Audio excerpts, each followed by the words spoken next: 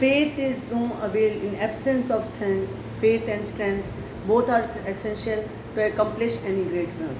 We can say these words to our former Deputy Prime Minister Shri Vallabh भाई पटेल जी। हम वल्लभ भाई पटेल जी की आज वीडियो बना रहे हैं और उन्हीं के वर्ड्स हैं, there is no place in resolution in revolution. वो वल्लभ भाई पटेल जी जो थे, we can say him iron man, we can say him Sardar. हम उनको ये सब जो उपाधि देते हैं क्योंकि उन्होंने ऐसे ऐसे काम करके हमारे देश के लिए कहे हैं कि उनका नाम स्वर्णाक्षरों में तो लिया ही जाएगा।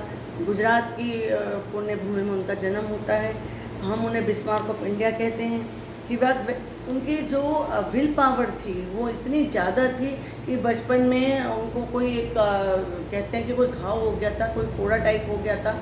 तो जब उन डॉक्टर आए, जब उनके घर में आए तो उन्होंने कहा कि चीरा लगेगा और इस चीरे को लगाने में इसके अंदर कुछ इस तरह से डाला जाएगा कि बहुत ज़्यादा पेन होगा। तो उसमें बच्चे ने खुद उठकर वो चीरा लगाकर उसमें वो दवाई लगा दी थी। तो बचपन से ही जैसे कहते हैं ना कि पालने के पूत के पाँव पालने में ही दिख जाते हैं, ऐसे हमारे सरदार वल्लभ भाई पटेल जी थे। 31 अक्टूबर 1875 को उनका जन्म होता है। नाडियाड गांव में गुजरात में जन्म होता है। पिता का नाम झावेरी बाई था, माता का नाम लाडबाई था। और इन्होंने कानून की पढ़ाई की थी, लॉ की पढ़ाई की थी, बहुत अच्छे बैरिस्टर थे और देश में ही रहकर ये वकालत कर रहे थे। और ये 1917 तक भी गांधी जी से परिचित थे, लेकिन अपना कोट पैंट वगैरह पहनकर अपनी लॉ में बहुत अच्छी वकालत ये कर रहे थे।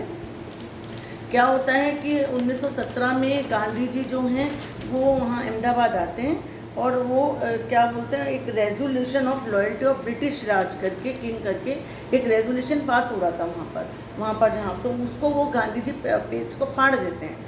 वहाँ से पटेल जी गांधी जी के शिष्य बन जाते हैं। वो कहते हैं कि वो उनके लास्ट टाइम तक गांधी जी के साथ उस तरह से उनका द्रोणाचार्य और अर्जुन या एकलव्य वाला जो उनका रिश्ता रहा वो लास्ट तक गांधी जी के टाइम तक रहा। वो ऐसे शिष्य थे, आगे आगे बताऊंगी कि कैसा कैसा त्याग उन्होंने गांधी जी के लिए किया।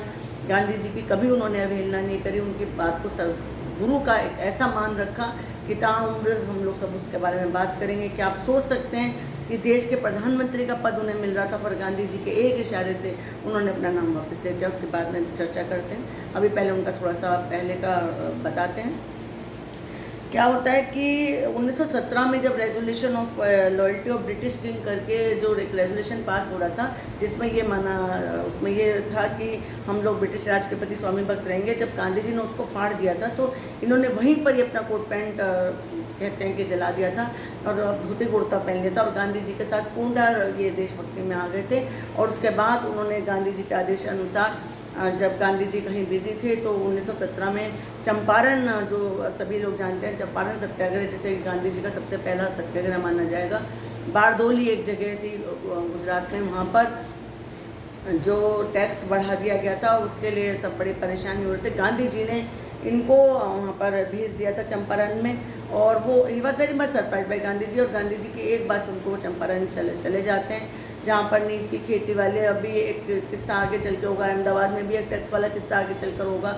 वहाँ से चंपारण से ये गांधी जी का करके सफलतापूर्वक उसे संचालन को ये करते हैं। चंपारण वाला पहले देखते हैं। उसके बाद फिर 1928 में गांधी जी कहीं ने इनको बारदोली एक गाँव था जहाँ पर इनको बिल्कुल स्वतंत्र रूप से भेजा गया था। बारदोली जाकर इन्होंने, जो कि अंग्रेज़ सरकार ने उनका जो टैक्स था 22% तक बढ़ा दिया था और वहाँ की जनता बहुत परेशान थी, वो टैक्स नहीं देना चाहती थी, वो मकानों की नीलामी करवा रही थी।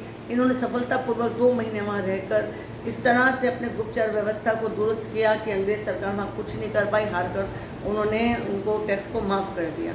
तो उसके बाद वहाँ की जो महिलाओं थी उन्होंने सरदार की उपाधि दी और उसके बाद ये सरदार वल्लभ भाई पटेल कहलाए। उसके बाद इन्होंने इतनी इंटेलिजेंस से इस काम को किया कि उसको आज तक भी बारदोली सत्याग्रह में पटेल जी का नाम लिया जाता है। 1917 में खेड़ा वाला जो आंदोलन था वो इन्होंने किया और गांधी जी ने युवा सरदार पटेल को जो भी नेतृत्व दिया उन्होंने सफलतापूर्वक उसके दिया और वहीं से फिर ये राष्ट्रीय नायक के रूप में उभर गए। 1928 में बारदोली सत्याग्रह में हो गए। 1930 में फिर इन्हें गिरफ्तार कर लिया गया और 2 साल तक ये गिरफ्तार भी रहे। 1931 में कांग्रेस के कराची में अधिवेशन में अध्यक्ष बने, वहाँ पर गांधी जी ने लौह पुरुष की उपाधि दी।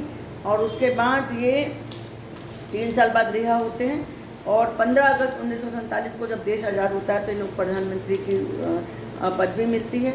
इसके लिए बड़ी रोचक सी एक कहानी है जो कि अभी बताने की बहुत ज़रूरत हो जाती है। ऐसा कहा जाता है कि जब अंग्रेज़ लोग हमारे देश से जा रहे थे और जब ये चर्चा चल रही थी कि अब ये चले जाएंगे और देश को अपना प्रधानमंत्री चुनने का अधिकार है, तो जिस तरह से कि हर साल कांग्रेस का एक अधिवेशन होता था, उसमें एक अध्यक्ष चुना जाता था। तो ये हुआ था कि 1946 में जो कांग्रेस का अध्यक्ष बनेगा वही देश का अगला प्रधानमंत्री होगा। तो जब उसकी वोट पड़ती हैं तो सब लोग बैठे रहते हैं, जो भी वर्किंग कमेटी थी, जो भी प्रांतीय कमेटी थी, सब लोग एक साथ बैठे थे।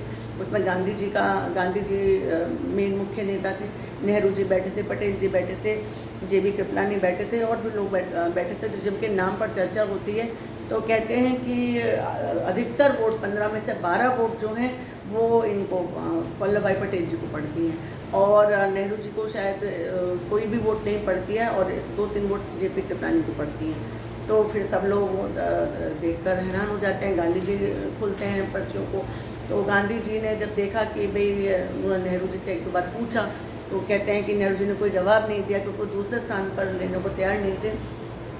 और वैसे भी गांधी जी का कभी ये था क्योंकि नेहरू जी थोड़ा विदेशी कल्चर को जानते थे, कोट पैंट पहनते थे, इंग्लिश लोगों से मिलते जुलते थे, माउंट बेटन जी सब उनकी दोस्ती थी। तो गांधी जी के भी मन में ये था कि ये दूसरे पद पे नहीं लेंगे, तो उन्होंने एक पर्ची लिखकर कहते हैं वल्लभ भाई पटेल जी की तरफ को बढ़ा दी और विदिन सेकेंड उस पर्ची को पढ़ के पटेल जी अपना नाम वापस ले लेते हैं। देखिए ऐसा उदाहरण प्रधानमंत्री पद को मिलते मिलते, जो कि बाद में मैंने एक बार पहले भी कहा था, इस तरह से मैंने श्रीमती सोनिया गांधी को देखा था कि जब उन्होंने प्रधानमंत्री पद से अपना दावा वापस ले लिया था क्योंकि विदेशी मूल की स्त्री बताया गया था, उस तरह से ये वल्लभ भाई पटेल जी ने त्याग किया। आज हम उन्हें प्रधानमंत्री के रूप में, देश के प्रथम प्रधानमंत्री के रूप में जानते अगर उस दिन वो अपनी जिद पड़ जाते। उन्होंने गांधी जी का आदेश विदिन सेकंड माना, एकलव्य बन गए वो द्रोणाचार्य के, जो कि जैसे अर्जुन के प्रति उनकी एकलव्य जी की इच्छा थी, ऐसे ही नेहरू जी के प्रति गांधी जी की इच्छा को देख उन्होंने अपना नाम वापस ले लिया। शत नमन करती हूँ उनके इस त्याग को। और वल्लभ भाई पटेल जी को हम लौह पुरुष, सरदार, बिस्मार्क जो भी कहें, हमारी सरकार ने 1991 में उन्होंने भारत रत्न दिया है, हवाई अड्डा उनके नाम पर है।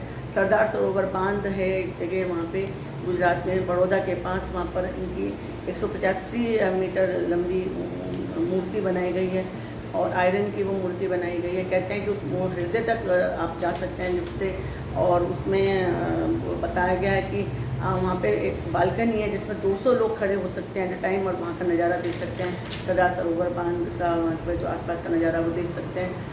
हाँ, इनका नाम पर स्टेडियम भी है और पटेल के नाम पर बहुत कुछ है। भारत रत्न है, प्रधानमंत्री के रूप में याद किए जाते हैं। आज जो हम कश्मीर से कन्याकुमारी तक एक हैं, आज जो पूरा भारत एक अभिन्न अंग है, इसकी भी एक बड़ी इंटरेस्टिंग स्टोरी है। जैसे कहते हैं ना, अंग्रेज़ों ने तो देश को तोड़ दिया था, लेकिन नेहरू जी की सोच समझ, कूटनीति, साम दाम दंड भेद, उनकी हिम्मत, उनके अंदर जो एक निर्णय लेने की शक्ति थी, उसकी वजह से आज हमारा देश एक अखंड भारत है। आप इमेजिन कीजिए कि उस टाइम ये था कि या तो कुछ प्रिंसली स्टेट्स थे, 565 शायद प्रिंसली स्टेट्स थे, उन सबको एक भारत के रूप में करना, ये काम VP मेनन और गांधी जी ने इनको दे दिया गया था, गृह मंत्री बना दिए गए थे कि ये इस काम को करेंगे। VP मेनन के साथ सहयोग मिलकर इन्होंने हैदराबाद, जूनागढ़ और कश्मीर, 3 लोग, बाकी तो रियासतें मिल गई थी, इन 3 लोगों ने बहुत रंगा अड़ाया था। हैदराबाद में तो मिलिट्री का ऑपरेशन ही करना पड़ गया था। जूनागढ़ का नवाब भी नहीं मान रहा था, उसको भी बहुत ही बुलाकर सामदाम दंड भेद से इन्होंने उसको भी साइन कराए।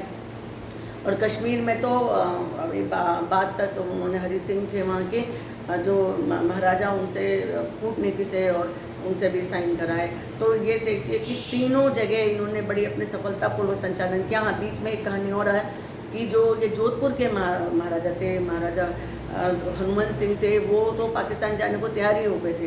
वो तो अपने साथ 22 रियासतों को भी ले जा रहे थे कि क्योंकि वो कराची का जो जिन्ना जी थे उन्होंने कहा कराची का हवाई अड्डा आप ले लेना, वहाँ से व्यापार कर लेना, और इस तरह से सारी बातें हो गई थी। तो पटेल जी को बहुत चिंता हुई क्योंकि जोधपुर जो है दिल्ली के पास में है और वहाँ से कच्छ वाला जो इलाका है वो सारा चला जाता। और तो उन्होंने उसमें बहुत दिमाग लगाया और दिमाग लगाकर उन्हें दिल्ली बुलाया गया और उनको ये बताया गया कि आपके पिताजी मेरे दोस्त थे और आपकी जिम्मेदारी मेरे ऊपर है।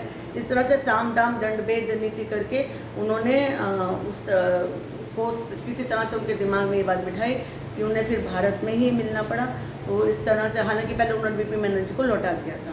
तो इस तरह से जोधपुर रियासत, जो राजस्थान आज हमारा एक है, वो जो है देश में मिलाया। तो इसके लिए तो वो धन्यवाद है ही, लेकिन उनकी इतनी सूझबूझ, इतनी उनकी कूटनीति, इस तरह से उन्होंने देश को पूरे को मिलाया। और आज हम सरदार पटेल को इस तरह से याद करते हैं। पूरे देश को एक एक करने में उनका बहुत बड़ा, हमें उनसे ये सीखना चाहिए कि किस तरह से उन्होंने देश को एक किया, किस तरह से प्रिंस स्टेट्स को एक किया। अहमदाबाद में हवाई अड्डा उनके नाम पर है। बड़ौदा में स्टैचू ऑफ यूनिटी, हम उस मूर्ति को बोलते हैं, 182 मीटर ऊंची है। और 15 दिसंबर 1950 को हृदय गति से उनकी डेथ हो गई। और ये बोला जाएगा कि जिस तरह से जैसलमेर, बीकानेर, राजस्थान सब अब एक है, उसके लिए हमेशा हमारा देश उनके ऋणी रहेगा। हम सरदार पटेल को याद करते में एक लौह पुरुष बोलते हैं और उनका जो भी हमारे भारत देश पर उनका जो भी काम किया है उसके लिए हम हमेशा ऋणी रहेंगे। आज मैं अपनी वाणी को यहीं विराम देती हूँ और जो भी सरकार उनके नाम पर अब कर रही है उसके लिए मैं उनका धन्यवाद करती हूँ। नमस्कार।